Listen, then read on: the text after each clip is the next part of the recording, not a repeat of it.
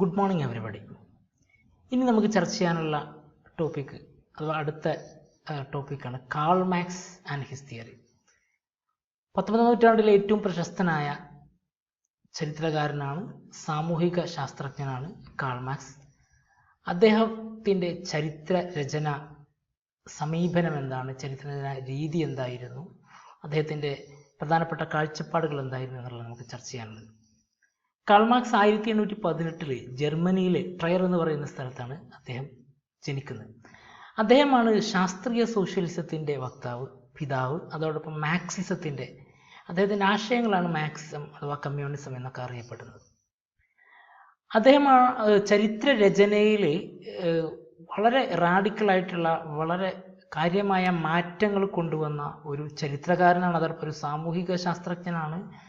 അതോടൊപ്പം തന്നെ ഒരു ഫിലോസഫറാണ്, ഒരു സാമ്പത്തിക വിദഗ്ധനാണ്, അതോടൊപ്പം ഒരു പൊളിറ്റിക്കൽ തിയറിസ്റ്റാണ്. എല്ലാത്തിനും ഉപരി ഒരു സാമൂഹിക വിപ്ലവകാരി കൂടിയാണ് കാൾ മാക്സ്.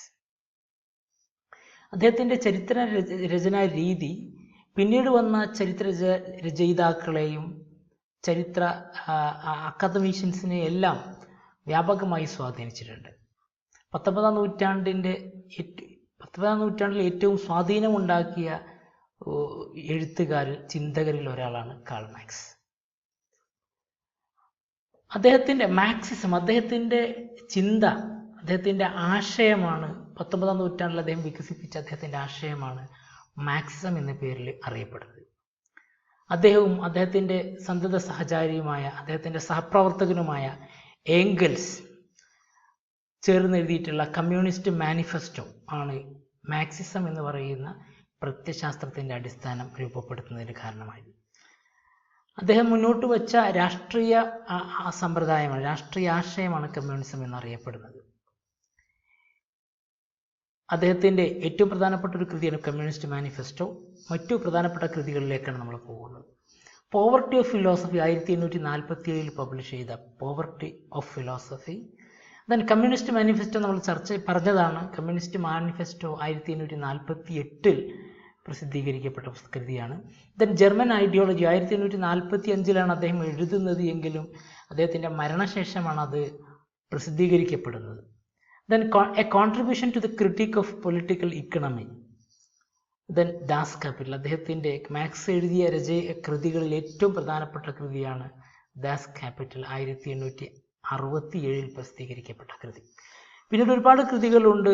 അദ്ദേഹത്തിൻ്റെ ചിന്തയെ വ്യാപകമായിട്ട് പ്രസൻറ്റ് ചെയ്യപ്പെട്ട കൃതികൾ എന്ന അർത്ഥത്തിൽ ഏറ്റവും പ്രധാനപ്പെട്ട കുറച്ച് കൃതികൾ മാത്രമാണ് നമ്മൾ ചർച്ച ചെയ്തിട്ടുള്ളൂ. ഇനി ചർച്ച ചെയ്യേണ്ട അദ്ദേഹത്തിൻ്റെ ഏറ്റവും പ്രധാനപ്പെട്ട ചിന്തകൾ, സിദ്ധാന്തങ്ങൾ ഏതൊക്കെയാണെന്നുള്ളതാണ്.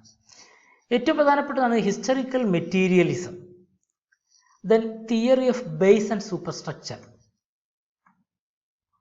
Then theory of class struggle, വർഗസമര സിദ്ധാന്തം, then stages of historical development, theory of surplus value, മിച്ചമൂല്യ സിദ്ധാന്തം, ഡിക്റ്റേറ്റർഷിപ്പ് ഓഫ് പ്രോലിറ്റേറിയറ്റ്, തൊഴിലാളി വർഗ സമഗ്രാധിപത്യം, then withering away of the state. ഇതാണ് ഏറ്റവും പ്രധാനപ്പെട്ട അദ്ദേഹത്തിൻ്റെ സിദ്ധാന്തങ്ങൾ. ഇതിലെ ഓരോ സിദ്ധാന്തങ്ങളും നമ്മൾ ഡീറ്റെയിൽ ആയിട്ട് മനസ്സിലാക്കേണ്ടതുണ്ട്.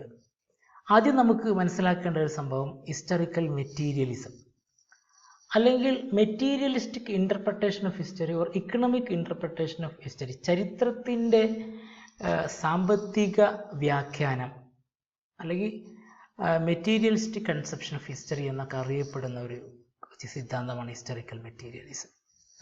ഇത് മാർക്സിസ്റ്റ് ചരിത്രകാരന്മാർ മാനവിക സമൂഹത്തെ, ചരിത്രത്തിൻ്റെ ഓരോ ഘട്ടങ്ങളിലുമുള്ള സമൂഹത്തെ മനസ്സിലാക്കുന്നതിന് വേണ്ടിയുള്ള ഒരു മെത്തഡോളജിയാണ്, ഒരു രീതിശാസ്ത്രമാണ് ഹിസ്റ്റോറിക്കൽ മെറ്റീരിയലിസം. ഹിസ്റ്ററിക്കൽ മെറ്റീരിയലിസം എന്നാണ് ഉദ്ദേശിക്കുന്നത്, ഈ കാഴ്ചപ്പാട്, ഈ സിദ്ധാന്തത്തിൻ്റെ അടിസ്ഥാനം എന്ന് പറയുന്നത് history is the result of material conditions. ഭൗതിക സാഹചര്യങ്ങളിൽ സാമ്പത്തികമായ അവസ്ഥ, സാമ്പത്തികമായ ശക്തികളാണ് അതിൻ്റെ ഫലമാണ് ചരിത്രം എന്നാണ് ഇതിൻ്റെ അടിസ്ഥാനം. എന്നാൽ അദ്ദേഹത്തിൻ്റെ മാക്സിൻ്റെ കാലഘട്ടം തൊട്ട് മുന്നേ ഉണ്ടായിരുന്ന ഹെഗലിൻ്റെ ചിന്ത അനുസരിച്ച് ഐഡിയയാണ് ഏറ്റവും പ്രധാനപ്പെട്ട, അല്ലെങ്കിൽ ചരിത്രത്തിൻ്റെ ഗതിവിഗതികളെ നിർണ്ണയിക്കുന്നത് ഐഡിയൽ എന്നാണ് ഹെഗൽ പറയുന്നത്. അതേ സമയത്താണ് അതിനെ തിരുത്തിക്കൊണ്ട് മാറ്റർ, ഐഡിയ അല്ല വസ്തു അല്ലെങ്കിൽ മെറ്റീരിയലാണ് ഏറ്റവും പ്രധാനപ്പെട്ടത് എന്ന് മുന്നോട്ട് വെച്ചാൽ മെറ്റീരിയൽ ആണ് പിന്നീട് ഐഡിയ രൂപപ്പെടുത്തുന്നതാണ് ഇദ്ദേഹത്തിൻ്റെ വാദം. അഥവാ കുറച്ചും കൂടി കൃത്യമായിട്ട് പറയുമ്പോൾ material condition of a society, ഒരു സമൂഹത്തിൻ്റെ ഭൗതിക സാഹചര്യങ്ങളിൽ സാമ്പത്തികമായ അവസ്ഥ അഥവാ mode of production and relations of production, ഉൽപാദന ഘടകങ്ങളും ഉൽപാദന ബന്ധങ്ങളുമാണ് യഥാർത്ഥത്തിൽ സമൂഹത്തിൻ്റെ സമൂഹത്തിൻ്റെ രൂപത്തെ, സമൂഹത്തിൻ്റെ പുരോഗതിയെ നിർണ്ണയിക്കുന്നത്. അഥവാ material condition of mode of production determines the course of history or the nature of society. ഇനി ഈ തിയറി വളരെ കൃത്യമായി മനസ്സിലാക്കാൻ സഹായകമാവുന്ന വേറൊരു ചിന്തയാണ് base and superstructure. Base and superstructure സിദ്ധാന്തം. ബേസ് ആൻഡ് സൂപ്പർ സ്ട്രക്ചർ എന്നുകൊണ്ട് ഉദ്ദേശിക്കുന്നത് ഒരു സമൂഹത്തിന് രണ്ട് ഘടകങ്ങളുണ്ട്. ഒന്ന് ബേസ് ആൻഡ് അടുത്തത് സൂപ്പർ സ്ട്രക്ചർ. ബേസ് എന്നുകൊണ്ട് ഉദ്ദേശിക്കുന്നത് forces and relations of production, ഉൽപാദന ഘടകങ്ങൾ അല്ലെങ്കിൽ ഉൽപാദന മാർഗങ്ങൾ, ഉൽപാദന ശക്തികളാണ് ബേസ് എന്നുകൊണ്ട് ഉദ്ദേശിക്കുന്നത്. അപ്പോൾ ഈ ബേസ് ആണ് സമൂഹത്തിൻ്റെ മറ്റ് പ്രത്യേകതകളെ തീരുമാനിക്കുന്നത്. Base determine super structure. Super structure എന്നുകൊണ്ട് ഉദ്ദേശിക്കുന്നത് സമൂഹത്തിലെ സംസ്കാരം, സമൂഹത്തിൻ്റെ മറ്റു സവിശേഷതകളെല്ലാം, ഇൻസ്റ്റിറ്റ്യൂഷൻസ്, ദെൻ പൊളിറ്റിക്കൽ പവർ, ഘടനകൾ, അതുപോലെ നിയമങ്ങൾ, ആചാരങ്ങൾ, അനുഷ്ഠാനങ്ങൾ, മതം, ഫിലോസഫി, ഇതെല്ലാം തീരുമാനിക്കുന്നത്. അഥവാ ഇതിനെയാണ് സൂപ്പർ സ്ട്രക്ചർ എന്ന് പറയുന്നത്. എഡ്യൂക്കേഷൻ, ഫാമിലി, റിലീജിയൻ, ഇതെല്ലാം തീരുമാനിക്കുന്നത് ബേസ് ആണ്. അഥവാ ബേസ് എന്ന് പറഞ്ഞാൽ സാമ്പത്തികമായ ശക്തികൾ അഥവാ ഉൽപാദന ഘടകങ്ങൾ. അപ്പോൾ സൂപ്പർ സ്ട്രക്ചർ ബേസിനെ സ്വാധീനിക്കും, നിലനിർത്തും. എന്നാൽ ബേസ് ആണ് ഏറ്റവും പ്രധാനപ്പെട്ട. ബേസ് ആണ് യഥാർത്ഥത്തിൽ സൂപ്പർ സ്ട്രക്ചറിനെ തീരുമാനിക്കുന്നത്. ഇവിടെ നോക്കുക, ബേസ് എന്നുകൊണ്ട് ഇപ്പോൾ ബേസ് ഇവിടെ എക്കണോമിയാണ് ബേസ് എന്ന് പറയുന്നത്. അതിനകത്ത് മീൻസ് ഓഫ് പ്രൊഡക്ഷനുണ്ട്, ഉൽപാദന ബന്ധങ്ങൾ, സാമ്പത്തികമായ ബന്ധങ്ങളുണ്ട്. അപ്പോൾ ഒരു കാലഘട്ടത്തിൽ അത് ഏറ്റവും പൗരാണികമായ വേട്ടയാടിക്കൊണ്ടിരിക്കുന്ന ജീവിത കാലഘട്ടത്തിൽ അവിടുത്തെ ഉൽപാദന ഘടകങ്ങൾ അല്ലെങ്കിൽ ഉൽപാദന മാർഗം എന്ന് പറയുന്ന വേട്ടയാടൽ ഉപകരണങ്ങൾ മാത്രമുള്ളൂ. അപ്പോൾ അതിനനുസരിച്ചുള്ള ഒരു സമൂഹമാണ്, അതിനനുസരിച്ചുള്ള ഒരു മൊറാലിറ്റിയും ഒരു നിയമവും മതവും രാഷ്ട്രീയവുമാണ് അവിടെ സംജാതമാവുക. പിന്നീട് സമൂഹം പുരോഗമിക്കുന്നതിനനുസരിച്ച് അല്ലെങ്കിൽ സ്ലേവറിയിലേക്ക് മാറുമ്പോൾ അല്ലെങ്കിൽ കൃഷി ഉണ്ടാകുമ്പോൾ, കൃഷിയിൽ മിച്ചം ഉൽപാദനം ഉണ്ടാകുമ്പോൾ സമൂഹത്തിൽ ഉച്ചനീചിത്വങ്ങൾ ഉണ്ടാകും, സമൂഹത്തിൻ്റെ സൂപ്പർ സ്ട്രക്ചർ മാറുന്നു. അങ്ങനെ ക്യാപിറ്റലിസ്റ്റ് വ്യവസ്ഥയിലേക്ക് മാറുന്നു. ക്യാപിറ്റലിസ്റ്റ് വ്യവസ്ഥയിലേക്ക് മാറുന്നതിൻ്റെ കാരണം യഥാർത്ഥത്തിൽ ഉൽപാദന ഘടകങ്ങളിലുണ്ടായ മാറ്റമാണ്. ഈ മാറ്റമാണ് ഒരു ക്യാപിറ്റലിസ്റ്റ് സൊസൈറ്റിയിൽ ഉണ്ടാകുന്ന അല്ലെങ്കിൽ കാണുന്ന മാറ്റങ്ങൾക്ക് കാരണമാവുന്നത്. അല്ലെങ്കിൽ അവിടുത്തെ ധാർമ്മികത, അല്ലെങ്കിൽ അവിടുത്തെ മൊറാലിറ്റി, മതം, വിദ്യാഭ്യാസം, രാഷ്ട്രീയം, ഇങ്ങനെയുള്ള മാറ്റങ്ങളും ഉണ്ടാക്കുന്നത് അതിൻ്റെ ബേസായിട്ടുള്ള എക്കണോമിക് ഫോഴ്സുകളാണ്. അപ്പോൾ ഈ base shapes super structure and super structure maintains base. അതാണ് ബേസ് ആൻഡ് സൂപ്പർ സ്ട്രക്ചർ എന്ന് പറയുന്ന തിയറി മുന്നോട്ട് വെക്കുന്ന വാദം. ഇനി പറയാനുള്ളതാണ് ക്ലാസ് സ്ട്രഗിൾ.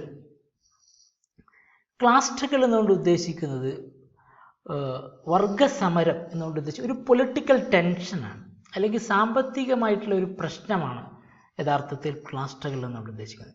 സാമൂഹികവും സാമ്പത്തികവുമായിട്ടുള്ള സംഭവിക്കുക അല്ലെങ്കിൽ സമരം, സംഘർഷം, ഒരു മത്സരം, സമ്പത്തുള്ളവനും ഇല്ലാത്തവനും തമ്മിലുള്ള ഒരു സാമൂഹിക സാമ്പത്തികമായ മത്സരമാണ് ക്ലാസ് സ്ട്രഗിൾ എന്നുകൊണ്ട് ഉദ്ദേശിച്ചത്. ക്ലാസ് സ്ട്രഗിൾ ഇതുവരെയുള്ള ചരിത്രം എന്ന് പറയുന്നത്, ഓരോ സമൂഹത്തിൻ്റെയും ഇതുവരെയുള്ള ചരിത്രം എന്ന് പറയുന്നത് വർഗസമരത്തിൻ്റെ ചരിത്രമാണെന്നാണ് മാർക്സ് പറയുന്നത്. അദ്ദേഹം സമൂഹത്തെ അല്ലെങ്കിൽ ചരിത്രത്തെ 5 ഘട്ടങ്ങളായിട്ട് തരംതിരിക്കുന്നത് നമുക്ക് പറയാനുള്ളൊരു ടോപ്പിക്കാണ്. ഈ 5 ഘട്ടങ്ങൾ, ആദ്യത്തെ ഘട്ടമായ പ്രിമിറ്റീവ് കമ്മ്യൂണിസത്തിൽ മാത്രമാണ് വർഗസമരമില്ലാത്തത്. ബാക്കിയുള്ള എല്ലാ സമൂഹങ്ങളിലും വർഗസമരം ഉണ്ടായിട്ടുണ്ട്. Struggle between classes was the hallmark of every stages of human society except primitive communism. ഇനി സ്ലേവറിയുടെ ഒരു കാലഘട്ടത്തിൽ സ്ലേവുകളും സ്ലേവിൻ്റെ ഉടമകൾ അടിമകളുടെ ഉടമകളും തമ്മിൽ നിരന്തരമായ സംഘർഷങ്ങൾ ഉണ്ടായിട്ടുണ്ട്. ദെൻ ഫ്യൂഡൽ സമൂഹത്തിലേക്ക് വരുമ്പോൾ ഫ്യൂഡൽ പ്രഭുക്കന്മാരും കുടിയാന്മാരും തമ്മിൽ നിരന്തരമായ സംഘർഷങ്ങൾ ഉണ്ടായിട്ടുണ്ട്. ദെൻ ക്യാപിറ്റലിസ്റ്റ് സമൂഹത്തിലേക്ക് എത്തുമ്പോൾ തൊഴിലാളിയും മുതലാളിയും അഥവാ ബൂർഷ്വാസിയും പ്രോലറ്റേറിയറ്റും തമ്മിൽ നിരന്തരമായ വർഗസമരം ഉണ്ടായിട്ടുണ്ട്. അപ്പോൾ ഓരോ സമൂഹത്തിലും വർഗസമരം ഉണ്ടാവുന്നു. ഇത് ചരിത്രം എന്ന് പറയുന്നത് വർഗസമരങ്ങളുടെ ചരിത്രമായിട്ടാണ് പറയപ്പെടുന്നത്. ഇനി ഏതൊക്കെയാണ് വിവിധ കാലഘട്ടങ്ങൾ എന്ന് നമ്മൾ മനസ്സിലാക്കേണ്ടത്. അതാണ് മാക്സിൻ്റെ അടുത്ത ചിന്ത, സ്റ്റേജസ് ഓഫ് ഹിസ്റ്റോറിക്കൽ ഡെവലപ്മെൻറ്റ്. അത് നമുക്ക് ചർച്ച ചെയ്യാം.